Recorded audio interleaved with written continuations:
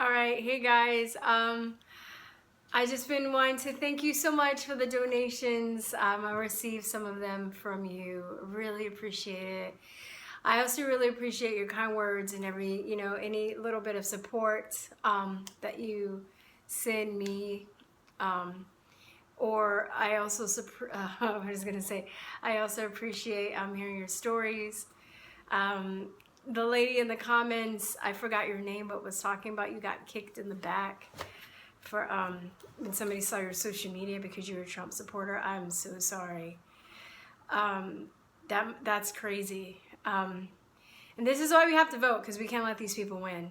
I can't believe I'm voting. I haven't voted in maybe 8 years. The last time I voted was for Obama the first time in 2010, and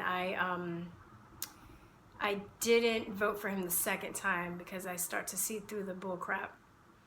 So, and I still believe in the left-right paradigm, where I should put this, go look up G. Edward Griffin interview, I think that's him, left-right paradigm. He explains it. But the reason I'm voting is I'm seeing how I don't think, although I don't agree with everything Trump does, I don't think that he is going along with the globalist agenda. I think he's really trying to save America, because usually with the left-right paradigm, the left-right paradigm, the Democrat and the Republican parties are both like two wings basically of the same bird. And depending on how people want to get their agenda pushed, they'll use one side or the other to be more passive and the other side to be more aggressive. That's just the fastest way that I can break it down to you. So I didn't really believe in voting. I didn't even vote for Trump. I just didn't think, I don't think that it matters. Now, if they take control of the House and impeach Trump, I'm definitely never probably voting again, because then our system is really shot. I think we have a good system, but I think it's been manipulated and corrupted to not serve the people. But this time, like, I'm seeing what's going on in Texas, and I mean, it's not going to kill me to vote. Just go on and and vote. But I also think, kind of like, the more that I learn about the Illuminati and the elites, whatever you want to call them, they kind of have to have our consent on some level. Even if we're manipulated into giving our consent, they can't just do their black magic, if that makes sense. So, they can try, but if they manipulate, like, there's some kind of universal law that they believe in where they have to have your consent. So I've been thinking a lot about that too, with the voting issue, how I'm in shock that I'm going to vote in November, but I have to vote for Cruz, and I'm not even a fan of his, but I mean, these people are so evil. They're so evil. And and I'm also going to be like, well, if he loses, then I'm not going to let that be the end of my life either. No, these people, I swear, I feel there's going to be riots in Austin if Beto O'Rourke loses. There's going to be riots.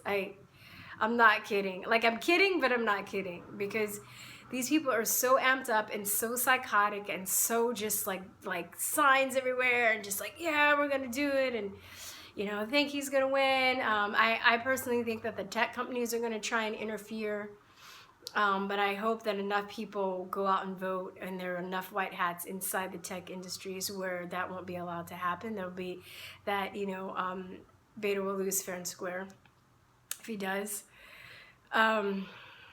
So I don't want to get arrogant, right, like the Democrats, and be like, oh, like he's gonna lose. I don't know what's gonna happen. I'm just gonna be honest about that. I don't know what's gonna happen, but I'm gonna do my best to vote for Cruz. And a lot of people, even though I'm like, dang, I see a lot of Beto signs in Austin, but there are also a lot of houses that don't have a lot of Beto signs, and I wonder, and I kind of even wonder if some of the people with the Beto signs just have them in their neighborhoods just so they'd fit in and people won't harass them, because in some areas of Austin, it's so noticeable. It's like if you don't have a house, if your house doesn't have a Beto sign, you like stick out. And I could see, because these people are so crazy, that they would actually like psychologically bully the person that doesn't have the sign.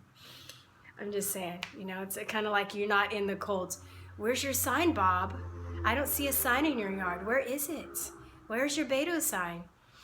But I think a lot of people are going to be like me and just like keep their mouth shut. Like, I'm not advertising my my political views outside of where I live. I think a lot of people are also, they don't have signs and they're just going to go and vote, just kind of like the presidential election. So I kind of hope that it's going to be kind of like the same deal where people think that he's going to win, and and they don't. So and he doesn't, and it's going to be a freak out. I had a friend that he's not a voter, but he was just like, well, damn, like I want to see the liberals lose, because he goes, I'm in the mood to be, you know, see another freak out. It's going to be entertaining. Like I said, like, and it sucks because it's like, if he wins, then, you know, there won't be riots, and but then we're going to have a socialist in charge, and it's going to open up the floodgates for just more evil and more corruption to come into this country. But if he loses, then Austin's probably going to be on fire for a couple of days. But it's worth it.